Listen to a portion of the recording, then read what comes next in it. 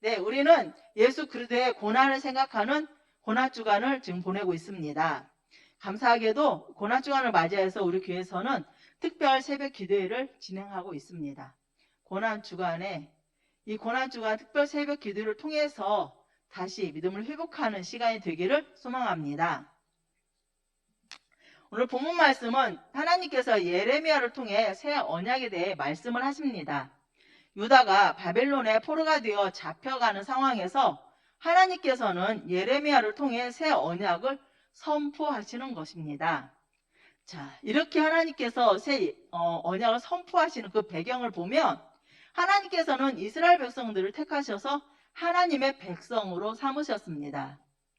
여기에는 그 어떠한 조건이 없었습니다. 오직 전적인 하나님의 주권 안에서 이루어진 것이었습니다. 그러한 이스라엘은 하나님의 말씀에 순종하며 살아가면 되는 것이었습니다. 그들이 순종해야 하는 것은 하나님께서 직접 가르쳐 주신 율법이었습니다. 모세를 통해 가르쳐 주신 율법을 그 말씀대로 순종하며 살아가면 되었지만 이스라엘 백성들은 그 말씀대로 순종하지를 않았습니다. 그로 인해 하나님은 이스라엘과 유다를 심판하시기로 결정하셨습니다. 그리고 이스라엘은 아수르를 통해서 심판을 받고 멸망을 당했습니다. 또한 유다도 심판을 받아 포로가 될 것이라고 하나님께서는 많은 선지자들을 통해 말씀을 하셨습니다. 그리고 오늘 예레미야서에서 예레미야 선지자에게 하나님께서는 계속해서 바벨론에게 항복하라고 말씀을 하십니다. 바벨론이 강대국으로 성장하면서 주변국들을 정복해 나갔고 그로 인해서 유다도 정복할 것이며 유다는 바벨론에 맞서서 싸우지 말고 그들에게 항복하고 그들에게 투항하라라고 이거 하나님 하신 말씀입니다. 물론 바벨론이 강대국이긴 하나 이것 또한 하나님의 주권 안에서 이루어지는 것들이죠. 그래서 바벨론에 포로로 가라고 말씀을 하십니다. 그렇지만 유다는 그들의 죄로 인해 바벨론의 포로로 잡혀가서 살게 되겠지만 그러나 70년 후가 되면 예루살렘으로 돌아올 것이라는 것을 예레미야를 통해서 말씀하시고 계시는 것입니다. 이러한 상황 속에서 하나님께서는 놀라운 말씀을 예레미야를 통해 유다 백성들에게 전하도록 하십니다. 바로 오늘 본문에서 말씀하신 새 언약에 대한 약속을 말씀하고 계시는 것입니다. 하나님께서는 이렇게 새 언약을 말씀하시는 것은 바로 옛 언약으로부터는 구원을 이룰 수 없기 때문입니다. 그래서 하나님께서는 때가 되면 이스라엘 집과 유다 집에 새 언약을 맺으리라고 말씀을 하십니다. 이스라엘 집과 유다 집에 새 언약을 맺는 것은 그들이 이전에 맺었던 언약과는 다른 것이다라고 말씀을 하십니다. 이전에 맺었던 언약은 우리가 잘 아는 것처럼 모세를 통한 율법, 즉 시내산 언약이라고 말을 하는 바로 율법을 통한 언약인 것입니다. 모세를 통한 이 언약의 말씀인 율법을 이스라엘과 유다는 지키며 순종해야 했습니다. 그래서 신명기 6장 6절과 7절에서 보면은 뭐라고 말씀을 하면은 이스라엘 백성들은 이 율법의 말씀을 마음에 새기고 그 자손들에게 가르쳐서 지키도록 하라고 말씀을 하고 있습니다. 그런데 이 옛 언약 안에서 이스라엘과 유다를 하나님의 백성으로 삼고 하나님께서는 그들의 남편이 되었어도 그들은 하나님을 버리고 떠났다라고 말씀을 하고 계십니다. 이스라엘과 유다는 끊임없이 하나님을 배반하고 하나님을 떠났었습니다. 이것으로서 옛 언약인 율법으로는 구원을 얻을 수 없다라는 것이 결국은 보여졌던 것이죠. 오히려 이 율법으로서는 죄만이 더 드러나는 상황이 무엇을 잘못했는지를 오히려 보여주는 상황밖에 되지 않았습니다. 그래서 하나님께서는 이제 다시 이스라엘과 유다에게 새로운 언약을 세우시겠다라고 말씀을 하고 계시는 것입니다.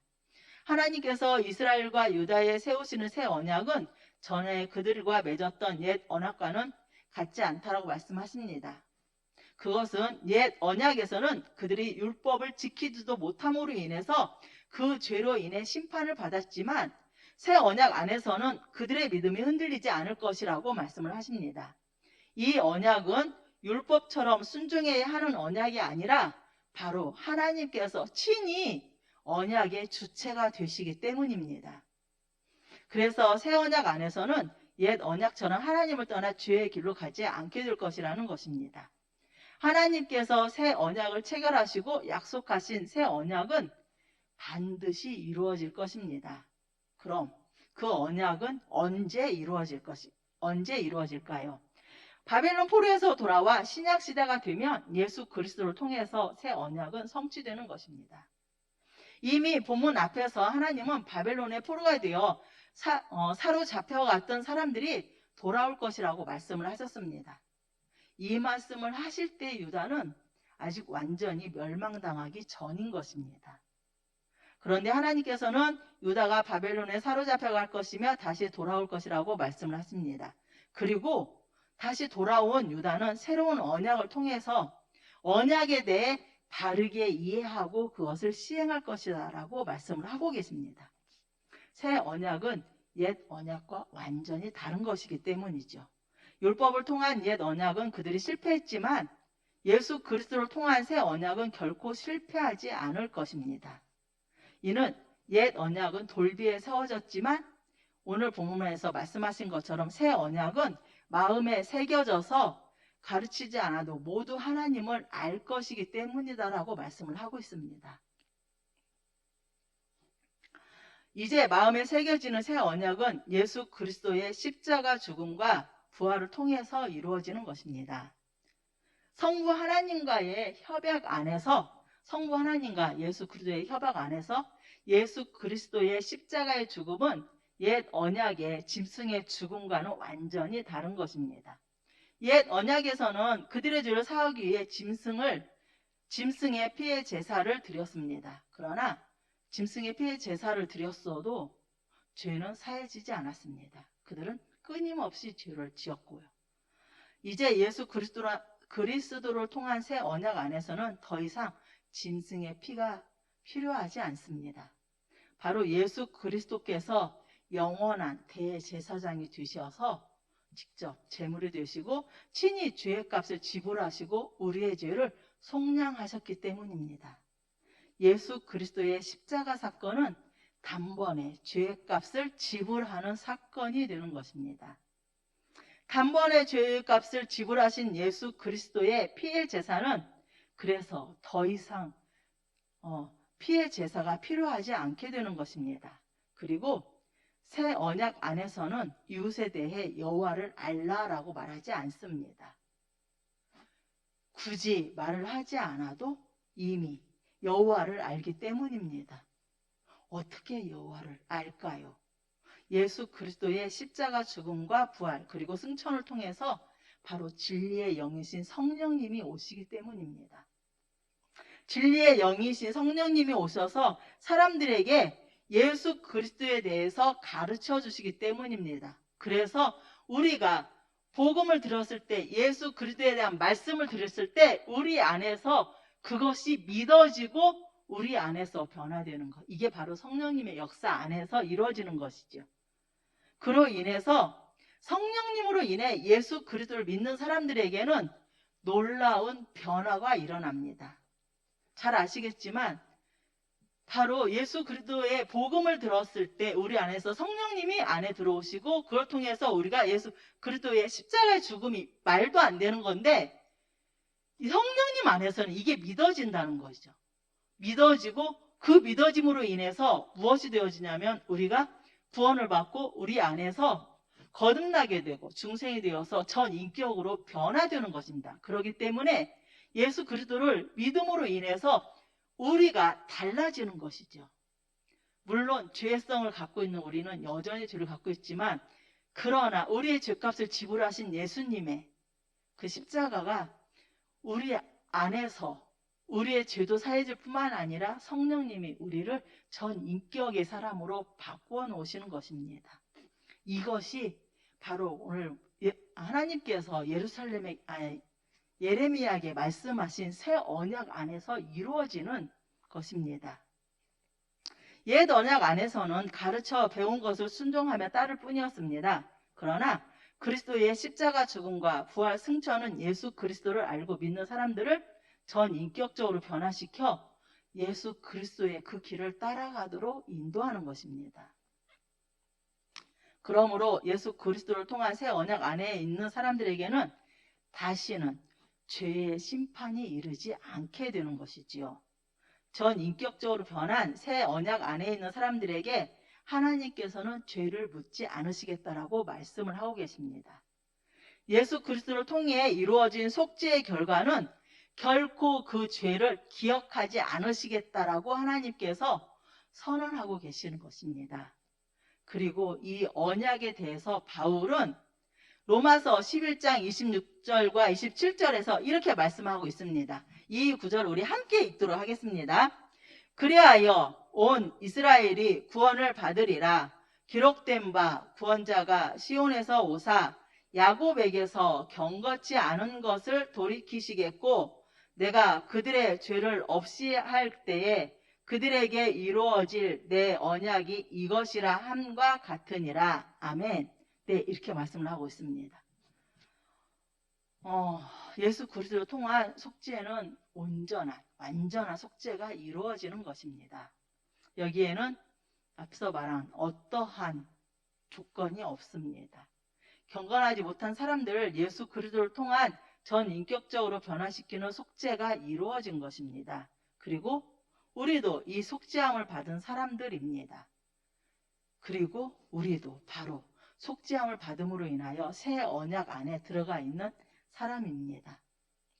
이제 새 언약 안에 있는 우리는 속죄받은 사람으로 살아가야 하는 것입니다. 그리고 구약의 신실한 사람들만이 하나님의 백성이 되어 하나님과 함께 하셨던 것처럼 이제는 새 언약 안에 들어온 사람들만이 하나님을 알 것이며 그 하나님의 사랑을 알 것이다라고 말씀하고 있습니다. 누가요? 새 언약 안에 들어가 있는 우리들이. 그러기 때문에 우리들이 성령님으로 인해서 예수 그리스도를 알지만 이 언약 안에 들어가 있지 않은 복음을 듣고도 받아들이지 못했던 사람들은 당연히 이 놀라운 구원의 역사를 알지 못하는 것이지요. 이 언약 안에서 우리는 죄에 대해서 자유롭습니다. 이것이 죄를 지어도 된다라는 뜻은 아니라는 거 아시죠? 우리는 다만 예수 그리스도를 통해서 죄의 속죄함을 받았고 예수님이 지불하셨기 때문에 그 죄에 대해서 우리는 자유로울 수 있는 것입니다. 이제 속죄의 은혜를 받은 우리는 어떻게 살아가야 하겠습니까?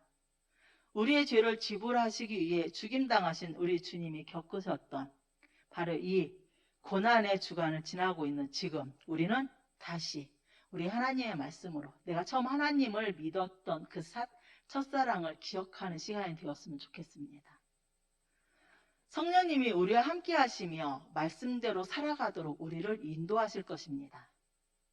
따라서 이 고난주간에 나의 믿음이 하나님과 온전한 관계 속에 있는지 내가 정말 하나님과 신실하게 믿음 안에서 살고 있는지 한번 돌아보았으면 좋겠습니다. 감사하게도 지금 우리는 특별 새벽 기도회가 진행되고 있습니다. 코로나로 인해서 그동안 우리의 믿음이 많이 약해지고 말씀에서 혹여 멀어져서 살고 있었다라면 이번 새벽 기도회를 통해서 우리가 다시 한번 회복하는 시간이 가졌으면 좋겠습니다. 만약 내가 하나님과 정말 깊이 있게 만나고 있고 여전히 하나님과 동행하고 있다라면 하나님이 주시는 놀라운 구원의 은혜를 다시 한번 풍성히 누리고 느끼는 시간이 되었으면 좋겠습니다. 그래서 이 하나님과 온전한 은혜 가운데 우리가 살아가는 매일의 삶이 예수 그리스도의 십자가의 죽음과 부활을 통한 놀라운 구원의 은혜를 매 순간마다 누리고 느끼며 살아가는 저와 우리 모든 성도님들이 되기를 주님의 이름으로 축복합니다. 아멘. 기도하겠습니다.